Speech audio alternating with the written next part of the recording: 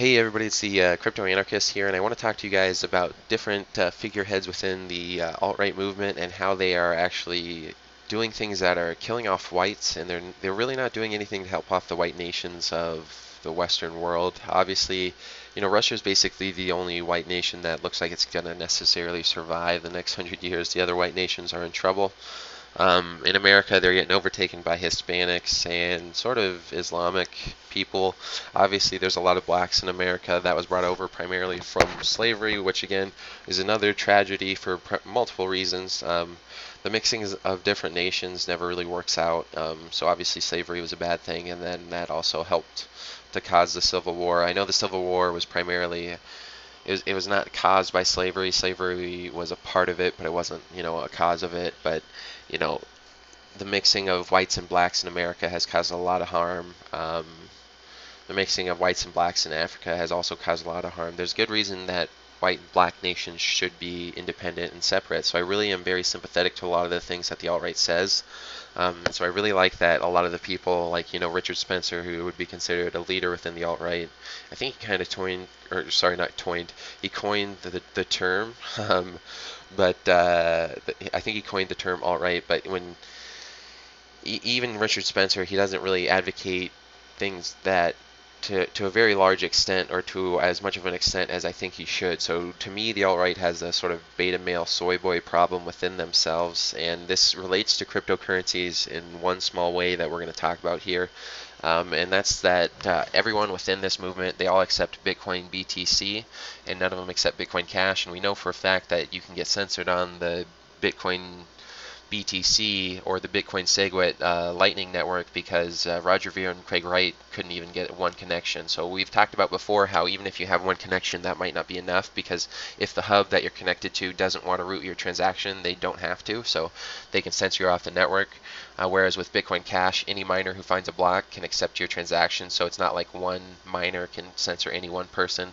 But with Bitcoin SegWit, with the Lightning Network, you might only have one hub that can complete your transaction. So if that one hub wants to censor you off the network, they can. So that's what happened with Roger and Craig, is that all the hubs censored them off, and then now they had, like, I don't know if they're still on the Lightning Network, but they had one connection. So even though they have one connection, though, that doesn't mean they can make payments. So people like Richard Spencer, when it comes to cryptocurrencies, and again, this is just something that it's throughout the alt-right within everything they do, they advocate things to white people and to their audiences that don't actually help white people or their nation. Okay, like their nation is the white nations, whether it's Germanic nations or British nations, they don't actually help them. And again, so they're they're spreading Bitcoin BTC or Bitcoin SegWit adoption, even though you can get censored off of it, and they are the people who will get censored. So there's some other people who are, really bad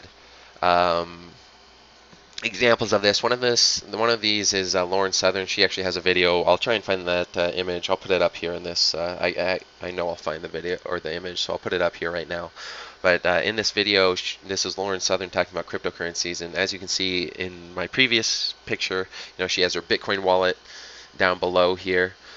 This Bitcoin wallet, again, it's a Bitcoin SegWit wallet. I don't know if this is an old enough wallet to be a Bitcoin Cash wallet as well, but it doesn't look like she has Bitcoin Cash listed here. So she's advocating for her community, which is, alt-right people. Obviously, she has a massive community. It's absolutely huge, and she has no option for Bitcoin Cash, which is the only uncensorable version of Bitcoin. She doesn't have it as an option.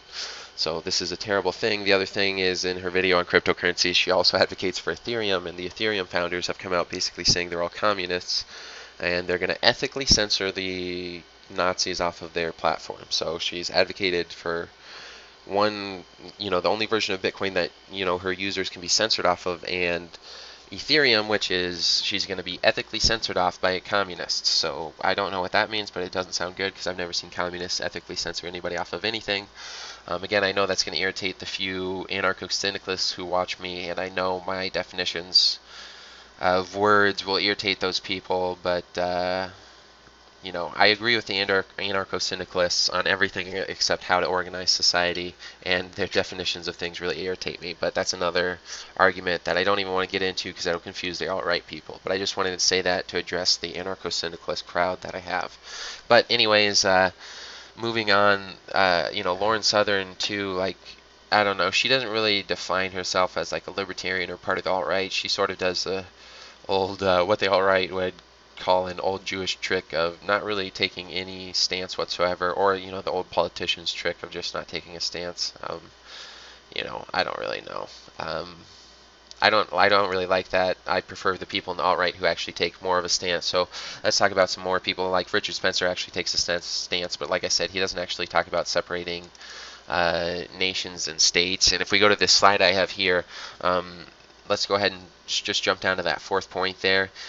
You know, who in the alt-right is advocating for secession? Basically none of them. Even Richard Spencer, he skirts around the question. If you ask him what his plan is for the future for white nations, he doesn't really say anything about how to create them or anything like that. He just says, I'm talking about a post-American culture in future where America doesn't exist anymore and there's new world powers. And it's like, well, okay, so what are you going to do for it? And he doesn't really say anything. And so that's why I say there's like this soy boy beta male problem within the alt-right, because it's like, why not, you know, just say like, hey, we're going to build our own nations, be a man about it, you know.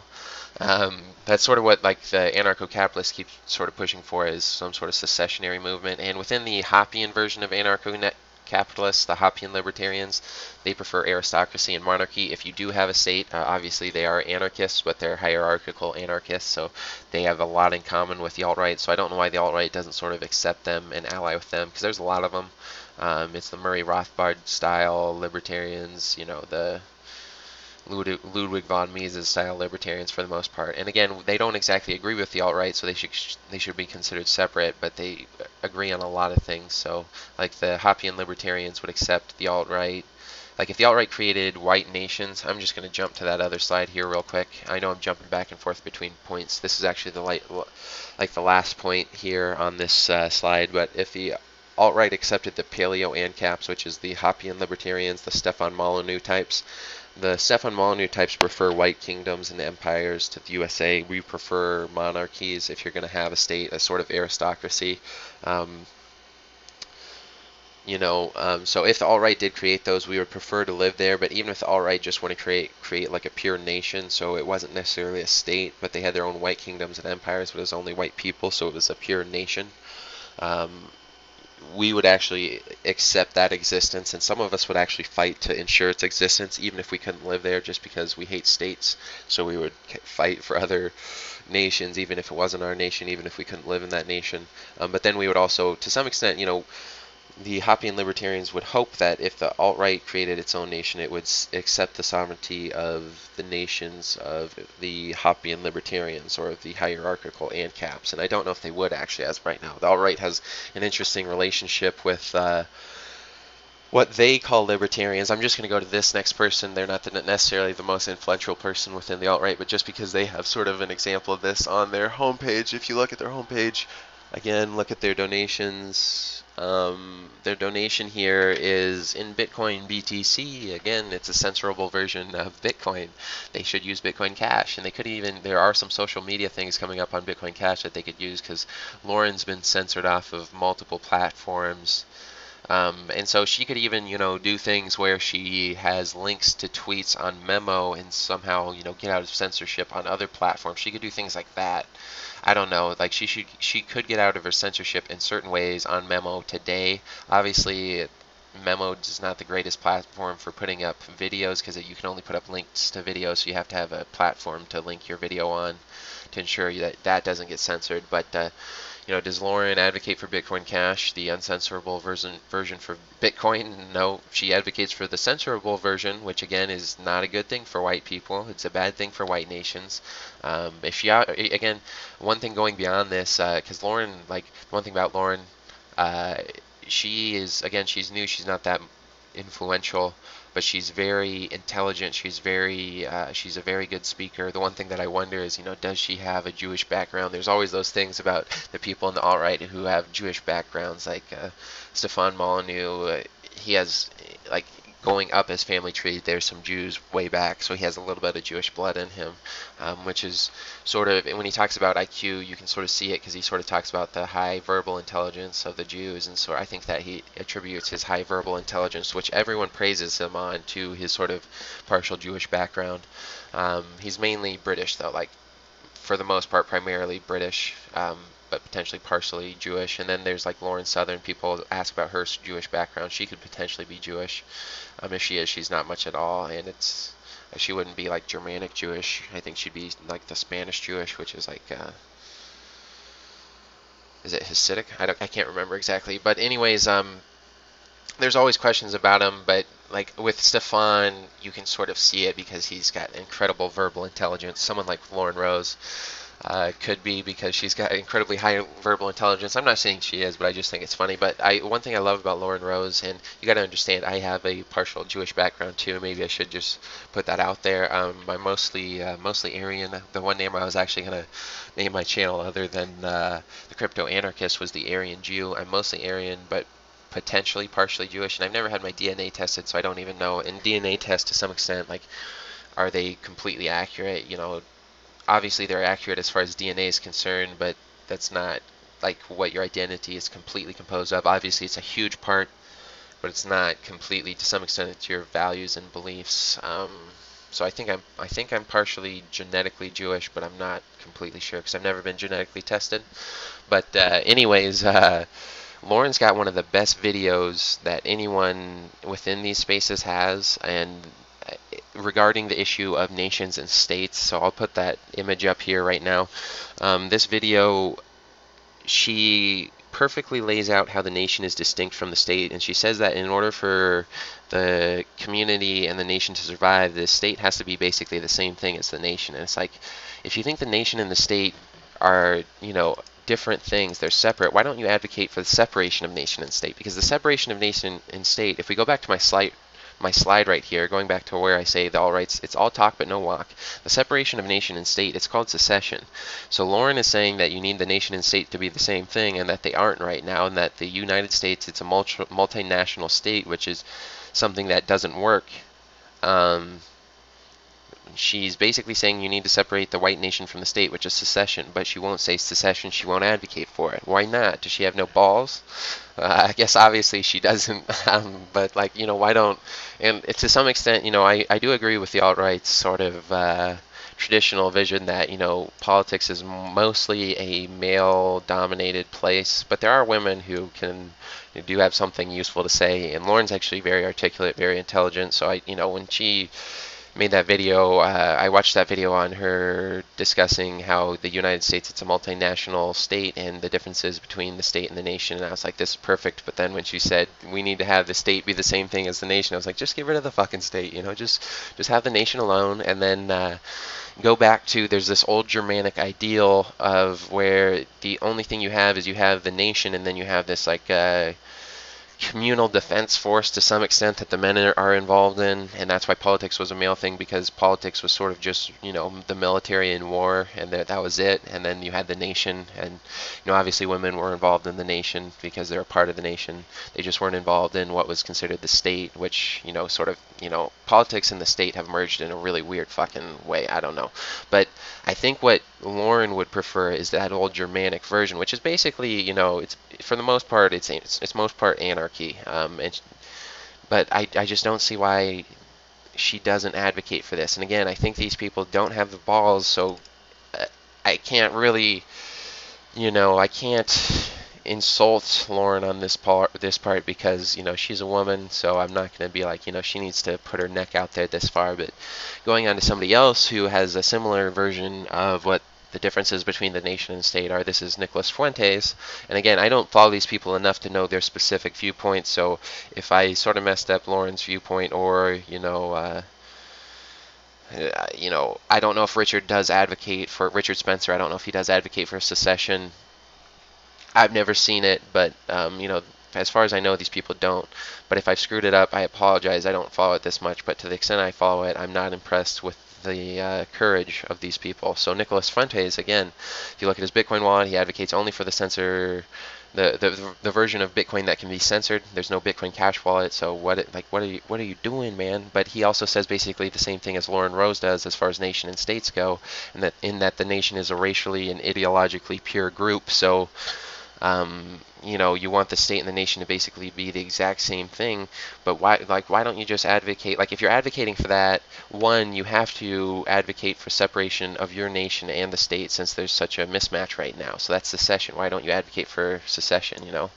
And if you guys don't do this, again, going back to my slide here, without new nations, most white nations today will die. Like with Western or the entirety of the Western world, you know, Europe and America, it's getting overtaken by other races, which again, in itself is not the worst thing. It's not a good thing because whites have a very high IQ and they're the most accepting of freedom. So like from an anarcho-capitalist perspective, like it's death to me.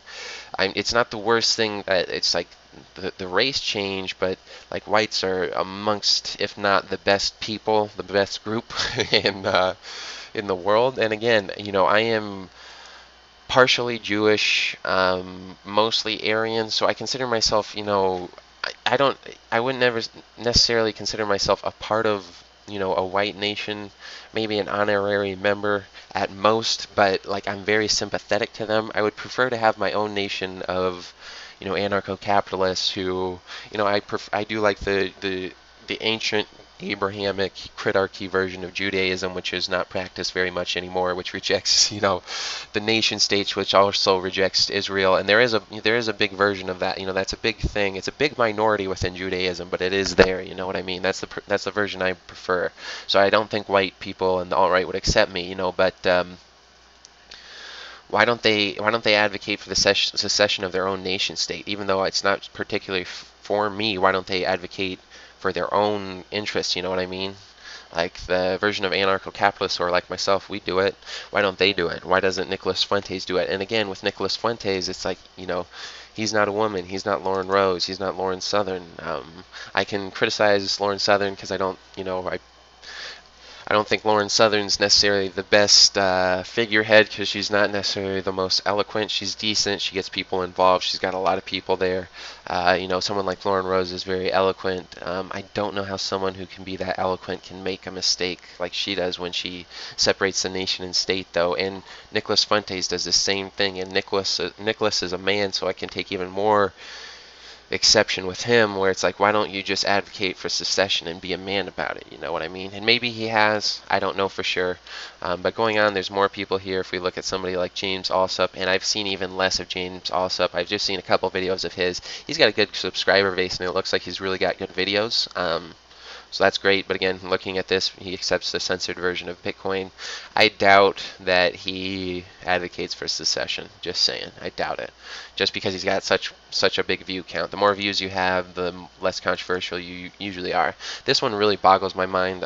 Alt-right, or not the alt-right here, Red Ice here, which is obviously a big part of the alt-right, which, you know, they're pretty heavy, hard on Jews. I still, you know, I've watched a couple of their videos, and I always kind of laugh when they bring up, like, you know, they talk about the handlers of people within media, and it's like, did he have a big, long nose? And it's like, yeah, probably, because Jews dominate media just because of, you know, where their IQ is. And obviously, you know, if you know the history of Jews, even though the Soviet Union was like run by racially Jewish communists, they were very much like they killed off most of the religious Jews. So like for the people who in the alt-right who hate Jews, they also never remember that most of the good Jews, which is the religious Jews, I guess I have a strong favor to religious people, but the religious Jews got murdered by the Soviets. So yeah.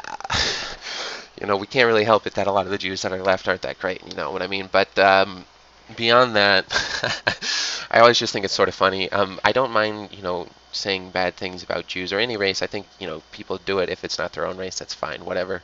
But the money they accept is, again, they have two versions of SegWit coins, which are censorable, or coins that can be censored. It's Bitcoin and Litecoin, and then they have Ethereum, which said they're gonna censor people off legitimately, just like Red Ice. Like, this is a stupid move that, like, they should not be putting this up there. I guess they're doing it as a money grab, but, you know, they're really hurting white nations here with this. It's a bad example to set. They should be putting things up like Bitcoin Cash or, you know, things like Zcoin. Again, this is one place where, like, the alt-right should really get involved with, if they get programmers involved. Like, if you're a programmer who leans towards, like, things like the alt-right and think you can push things to people like Mark Dice or Red Ice or some of these people I've put up here, Lawrence Southern, Stefan Molyneux. If you can build things that are uncensorable for them, you can build them on top of something like Zcoin, because not only with Zcoin can you get uncensorability, but you can get privacy as well. You can get complete privacy. So if you send donations and things like that, you have no idea who funds anything, who owns it, so they can't stop it. Okay. Well, another reason why I like somebody like Lauren Rose, she had this video with a guy, John, like, I don't know, he's got this weird fucking name, Jean-Francois Gallipy, or he's some French dude. He's got the weirdest ass accent. I don't really like it. It's sort of feminine, and it sort of just pushes this idea in my head that the alt-right sort of has feminine male leadership and feminine male figureheads. The women within the alt-right are much better than the women within other groups. I will give them that. And Lauren Rose is really, she's really intelligent. It seems so far, but obviously if you only have a few videos out, it's very easy to look very intelligent on a couple of videos. So she may be nothing, you know. She might become something like a Tommy Lauren, you know, where it sort of becomes an embarrassment. Who knows? But moving on here, like, I don't know why they don't get involved with things like this, because again, something like Zcoin, the price of it's $35, so you can get involved for basically nothing. And if you build something like a censorship-free version of Twitter, and you just get these people's followers on there, you get a couple million people who are active on it, and it's just political. And if you get a couple million people who can do, you know, again, if you use the version of scaling that I talked about, where you put Merkle roots of hashes, like a month's worth of hashes into a Merkle root, and you put that Merkle root on the blockchain, that's one post per month with 1 million users. That's 12 million posts a year, and that's like 40 transactions a second, which is a lot. And you could do that like immediately, you know what I mean? Like, you can get a lot done. Or no, it's not like 40 transactions a second. That's way too high. It's like 4 transactions a second. You can get, which is decent. You know, 4 transactions a second is the start. And if you can get that just for a Twitter, then you can also put up, you know, a version of sort of YouTube or something. I don't know. In my math there probably didn't work out, just so you guys know. I did that math off the top of my head, but an extra 12 million transactions a year does add up, and that's something you can do immediately. And if you get more people involved in this, obviously there's a huge community you can get involved in.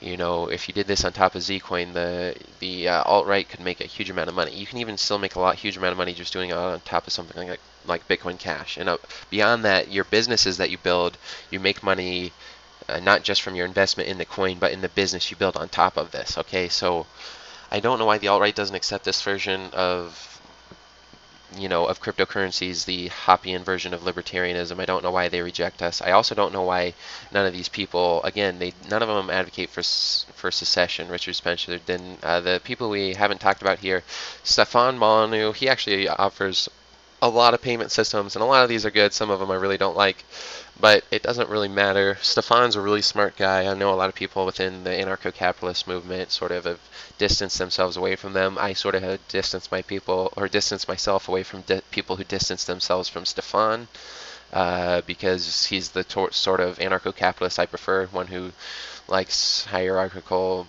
you know, hierarchical societies, and if you don't like hierarchical societies, like if you're not a national anarchist, you don't have to live with the national anarchists. So, you know, there's no reason to completely distance yourselves from us. The next person, the second to last person I want to talk about is Tommy Robinson. If you want to talk about any sort of like the ideal and the picture and the figurehead cuck for the alt-right, it's Tommy Robinson, and I know a lot of people are not going to like that. I really love the work he does, but there's something fundamental to his character and his value set that is so submissive, it's painful to acknowledge. And if you just watch his video on the video that it's something like I'll put the image up here, but the title is something like the video that Britain doesn't want you to see, that Britain keeps censoring him from showing.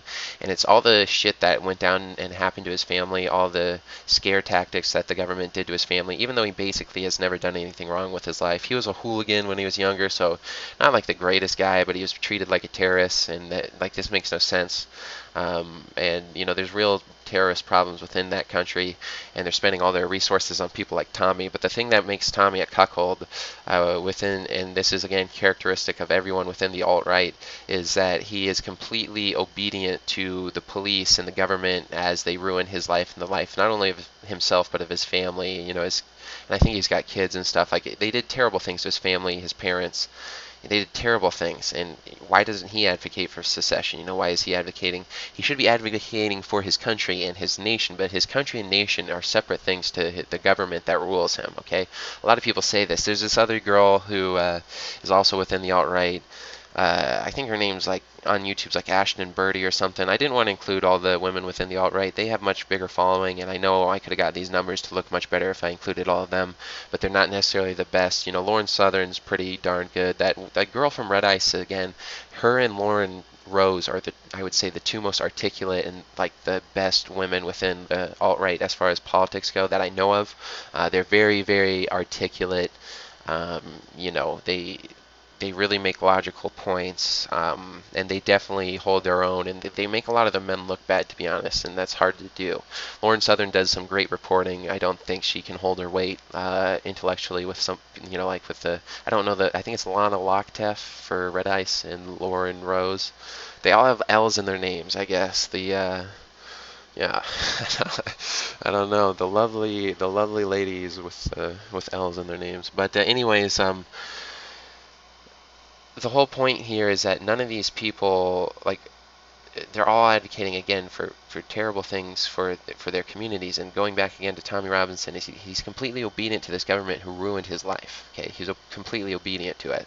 And if they start advocating for things like Bitcoin Cash and for secession and just the creation of their own separate things and places, they'd solve a lot of these issues here again. But again, yeah, Ashton Birdie, the whole reason I wanted to talk about Ashton Birdie was again, she's another one of these girls who she talks about her government. She's like, I love my country, but I hate my government. So that, again, she sort of draws the line between nation and state. Does she advocate for secession? I don't think so. And Ashton Birdie would be somebody who I think intellectually might be more around where Lauren Southern is. And I'm not saying Lauren Southern's not smart. I'm just saying, like, Lana Lockteff, super smart. Richard Spencer, really smart guy. Stefan Molyneux, super smart guy. Richard Spencer, I don't know who his colleague is, where he works with, but he works with a guy who's probably the smartest guy in the alt-right. They're in a different league. Lauren Rose probably can get into that league, where they just talk and they just make great points all the time, like sort of the Ben Shapiro league that I would consider it to be, where it's an actual intellectual speaking to you. Whereas Lauren Southern, she's a semi-intellectual, but she's more of a journalist, and so is Ashton Birdie. But they all make this distinction between nation and state. And so does Tommy Robinson, because he hates what his government's doing, but he loves England. It's like, why not just advocate for secession, the separation of nation and state? That's all you need to do. They don't do it. And then going further on, there's people who, obviously a lot of these people, like Lauren Rose, and again, I'm partially Jewish, and so I actually love watching these things. Some of my favorite Jews, they're all called anti-Semitic Jews. I love a lot of the things David Cole writes, and he's still, I don't know if people know this, but David Cole is still an active writer, and he's featured a lot of times on Lew Rockwell. I don't know if people know this, but he's still out there. I don't know if he operates under the name David Cole anymore, but and then there's obviously Murray Rothbard was considered an anti-Semitic Jew. Hans Hermann Hoppe is considered to be like a Nazi. Walter Block, I think, was the leader of the Libertarians for Trump movement, and Walter Block's a Jew. So, like, there's a lot of things that the alt-right gets wrong around Jews here, but they do talk about the Jewish question, and one thing that anarcho-capitalists talk about is the banking cartel. A lot of people like to just call it the Zionist banking cartel, because it is, in a lot of ways, associated with World War II, the creation of Israel, and a lot of Jewish families. There's a lot of English families as well. It is primarily Jewish, though, because that's just historically speaking, from the beginning of time, Jews have always been bankers, because Christianity outlawed banking for a while, which was a real stupid move of Christianity. I'm pretty sure it was a misinterpretation of Christianity anyways, but I don't want to get into that. But anyways, ANCAP's, like, ANCAPs, like I said, this third point here, we're actually trying to replace the Zionist banking cartel. The alt-right actually talks about the Zionist banking cartel, and they go a little too hard after Jews. There are bad Jews, and they do go correctly after bad Jews, but they don't make the distinction as well. But anyways, ANCAPs would be with them in trying to destroy the Zionist banking cartel, but how much are they? Again, they're not pushing the correct cryptocurrencies to destroy the Zionist banking cartel. The Zionist banking cartel can control Bitcoin, it can control Ethereum, it can control Litecoin, it can control all these things that these people are taking or using and advocating for their own user base. But yeah, I don't know. I've probably labored this point a lot, but if any of these people on this video see this, whether it's Nicolas Fuentes, James Alsop, Lauren Rose, Lauren Southern, Lana Lochtef. I don't know the name of the dude at Red Ice because, again, I think Lana Lochtef is actually the star of that show.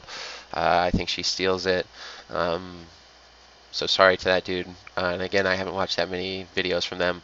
But then there's also Richard Spencer. And there's also the guy that works at the institute that Richard Spencer works with. He's probably the best guy within this movement by far. So if you want to watch somebody, watch him. I don't know the name of him off the top of my head. I'll try and include a picture of him right here. It might be Jared Taylor. I'm pretty sure his name's Jared Taylor. Jared Taylor, if that's his name, he's the top dog. There's Stefan Molyneux too and Tommy Robinson. But why don't these guys necessarily advocate secession? I don't know. This is a question to me, and I think they're really doing a disservice to their communities, but specifically, again, to white people, because even though I'm not someone who would consider myself part of a white nation, I might be an honorary member, but I'm not necessarily completely a part of it. I'm very sympathetic to them, and I understand that they're the most likely to adopt freedom. So why are we rejecting them? Why are we rejecting this movement? Even though they might say things that you don't like, the main thing that the alt-right and that the white nationalist movement is advocating for is just for white nations. It's in the goddamn name. What's wrong with a white nation? There's nothing wrong with that. So we should advocate for that as well, and we should accept them into this movement, because not only are they the most likely to accept freedom, which is integral to cryptocurrencies, but they are also basically the biggest market in the world. So yeah, I think we should do it. I think it's probably the best idea. It's a missed opportunity on both sides, not only from the alt-right, but for anarcho-capitalists and for the cryptocurrency movement as a whole. And so this is something that you'll probably see me posting more videos of. I might start posting more videos involving political stuff, and philosophy and things of that nature. But we'll see. Who knows? I hope you enjoyed this video. I hope, if you made it to the end, I hope it was worth it. And there will be more videos coming out soon.